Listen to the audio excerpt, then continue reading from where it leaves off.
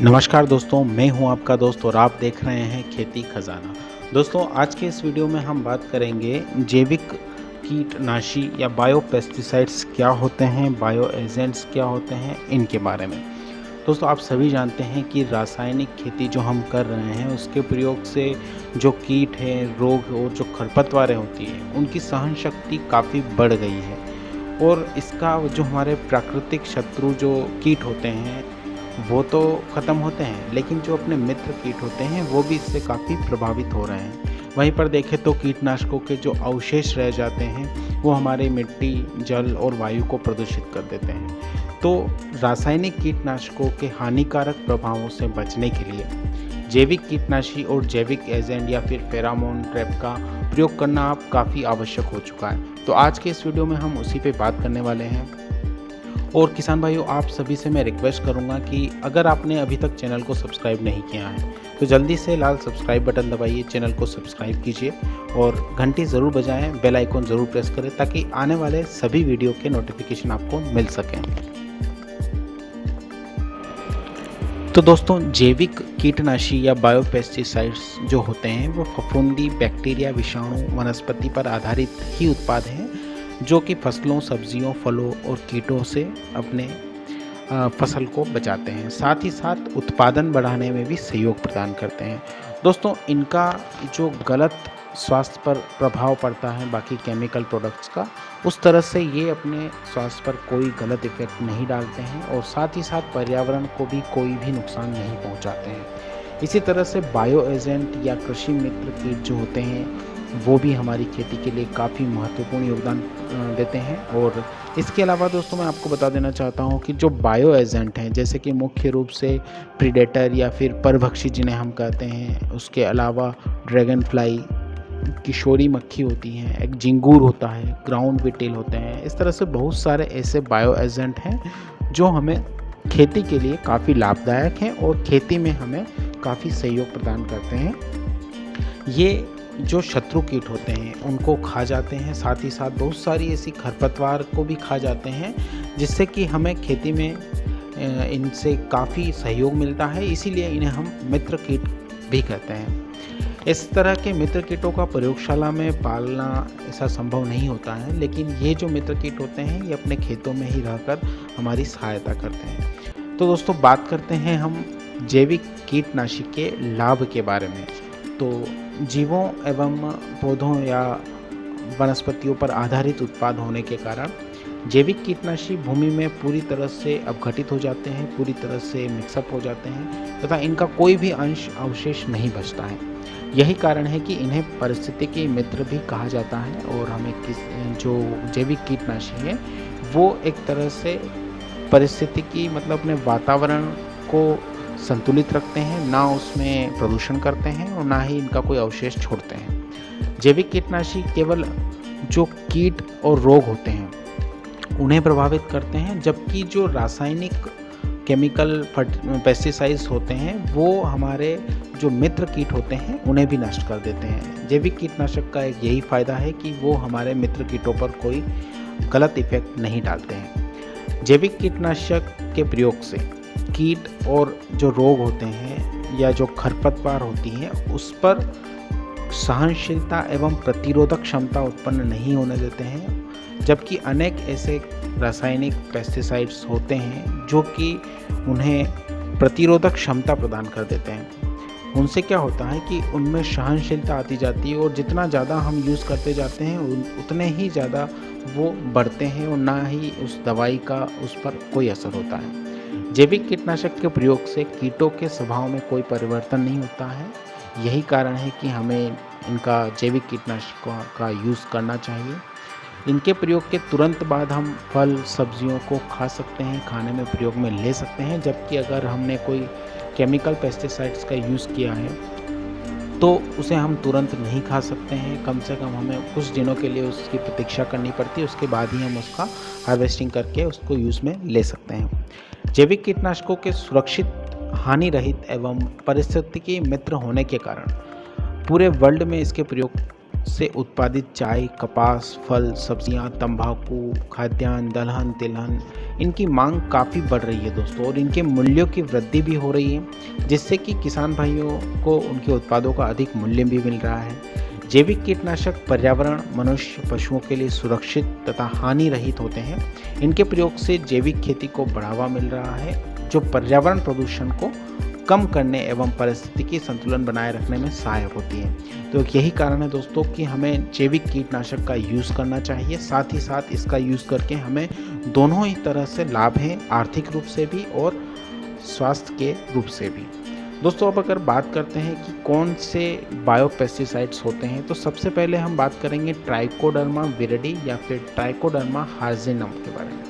दोस्तों आप सभी ने सुना होगा कि ट्राइकोडर्मा का नाम तो आप सभी किसान भाई जानते ही हैं। ट्राइकोडर्मा क्या होता है कि ये फफूंदी पर आधारित एक घुलनशील जैविक फफूंदीनाशक है, जो ट्राइकोडर्मा विरिडी 1% WP से 15% WP तक और ट्राइकोडर्मा हॉर्जियनम 2% WP के फॉर्मुलेशन में उपलब्ध है मार्केट में।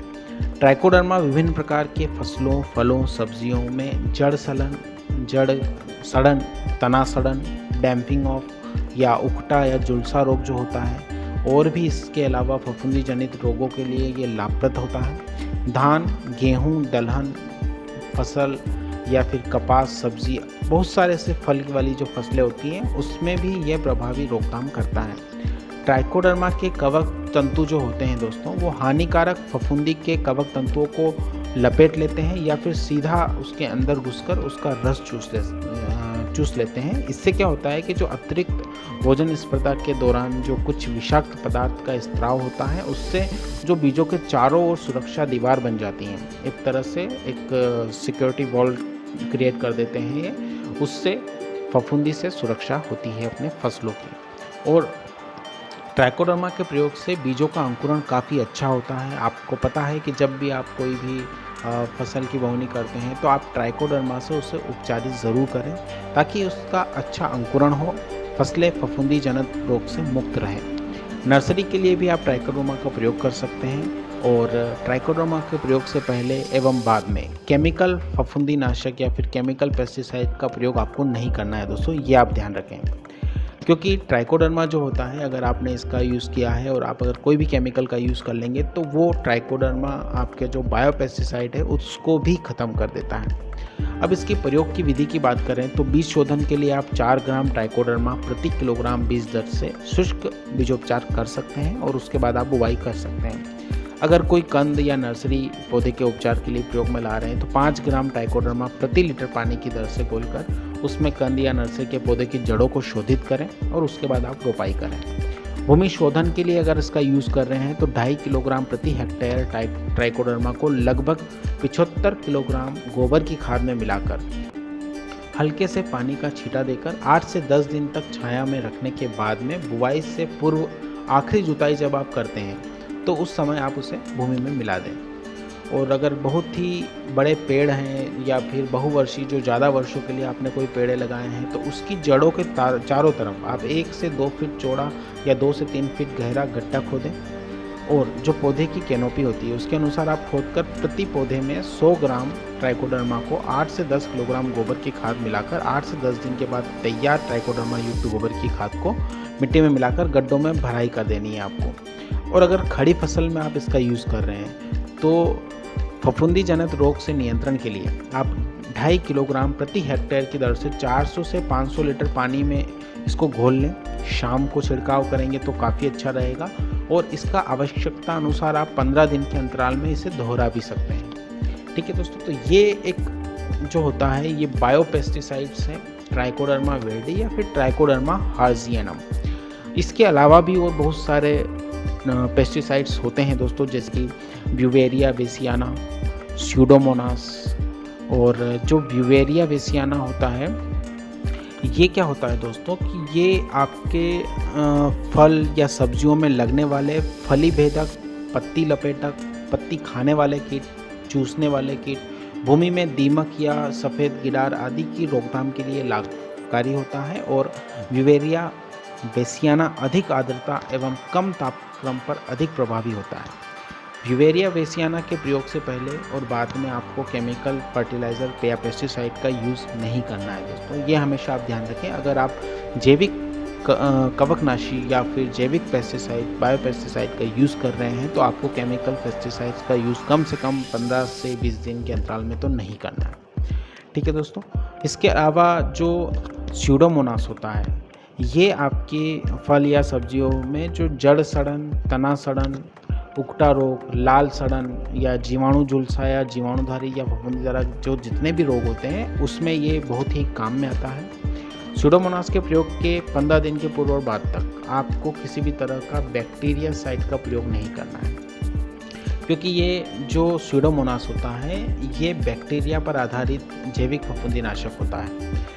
ये जो स्यूडोमोनास है दोस्तों, ये बीज शोधन हेतु 10 ग्राम स्यूडोमोनास को 15 से 20 ml पानी में मिलाकर गाढ़ा घोल तैयार करके 1 किलोग्राम बीज को उपचारित करके छाया में सुखाने के उपरांत आप इससे बुवाई कर सकते हैं। इसके अलावा एक मेटाराइजियम एनिसोप्ली होता है, ये भी फफूंद पर आधारित ही जैविक कीटनाशक होता है। इसका भी प्रयोग आप पत्ती लपेटक, पत्ती खाने वाले कीट, चूसने वाले भूमि में दीमक, सफ़ेद गिरार, इनके लिए आप कर सकते हैं। इस तरह से वर्टिसिलम लेकानी होता है, बेसिलस, इस तरह से जिसे बीटी भी बोलते हैं, इस तरह से काफ़ी सारे ऐसे कवकनाशी हैं जिनका आप यूज़ कर सकते हैं। जैसे कि ये बीटी होता है, तो बीटी का यूज़ आप खड़ी फसल के कीट नियंत्रण हेतु कर सकते हैं। इसमें 0.5 से 1 किलोग्राम प्रति हेक्टेयर की दर से 400 से 500 लीटर पानी में घोलकर आप इसको आवश्यकता अनुसार 15 दिन के अंतराल में शाम के समय में छिड़काव करें। इससे क्या होगा दोस्तों कि ये जो होता है ये बैक्टीरिया पर आधारित कीटनाशक होता है जो कि फली भेदक, पत्ती लपेटक, पत्ती खाने वाले कीट, इन सभी पर काम करता है। इस तरह से दोस्तों एक एनवीपी होता है, एनपीवी होता है जो कि वायरस पर, विषाणु पर आधारित जैविक कीटनाशक हैं जो चने में सुंडी, तंबाकू की सुंडी और इसके अलावा जितने भी ये सुंडी वाले कीट होते हैं उन सभी पर ये काम करता है। इसका आप खड़ी फसल में प्रयोग कर सकते हैं कीट नियंत्रण के लिए। 250 से 300 लार्वा में समतुल्य एलई प्रति हेक्टेयर की दर से 400 से 500 लीटर पानी में आवश्यकता अनुसार 15 दिन के अंतराल में आप इसका शाम को छिड़काव कर सकते हैं। तो ये जितने भी कवकनाशी है दोस्तों, ये सुंडी के लिए अलग से हैं, गलन के लिए अलग से हैं, पत्ती लपेटक, पत्ती खाने वाले कीट, इन सभी पर काम करते हैं। तो आप इनका प्रयोग करें, साथ ही आप नीम ऑयल का भी प्रयोग कर सकते हैं। इस तरह से ये जितने भी बायो पेस्टिसाइड्स हैं आप इनका प्रयोग करेंगे तो आपको आर्थिक रूप से भी सहायता मिलेगी, ये इनकी लागत भी काफ़ी कम आएगी, साथ ही साथ आपका उत्पादन भी काफ़ी बढ़ेगा और अपने स्वास्थ्य पर और पर्यावरण के स्वास्थ्य पर कोई इफेक्ट नहीं करते हैं। बायो होते हैं वो परजीवी या परभक्षी जो होते हैं उनका भी आप ध्यान रख पाएंगे। मतलब अगर आप इनका प्रयोग करते हैं तो इससे आपके खेतों में, आपकी भूमि में जो बायो एजेंट है वो भी पर्याप्त मात्रा में बने रहेंगे। तो दोस्तों आज के वीडियो में इतना ही। आपको ये वीडियो कैसा लगा हमें कमेंट करके ज़रूर बताएं। साथ ही अगर दोस्तों आप इसे अधिक से अधिक किसान भाइयों तक पहुंचाएं, शेयर करें ताकि उन्हें भी ये जानकारी मिल सके और वो भी जैविक पेस्टिसाइड, बायो पेस्टिसाइड या बायो एजेंट क्या होते हैं उनको समझ पाएँ और उसका अपनी खेती में प्रयोग कर पाएँ। वीडियो को पूरा देखने के लिए बहुत बहुत धन्यवाद। दोस्तों अगर आपने चैनल को सब्सक्राइब नहीं किया है तो रिक्वेस्ट करेंगे चैनल को सब्सक्राइब करें, बेल आइकॉन प्रेस करें ताकि आने वाले सभी वीडियो की नोटिफिकेशन आपको मिल सके। धन्यवाद दोस्तों।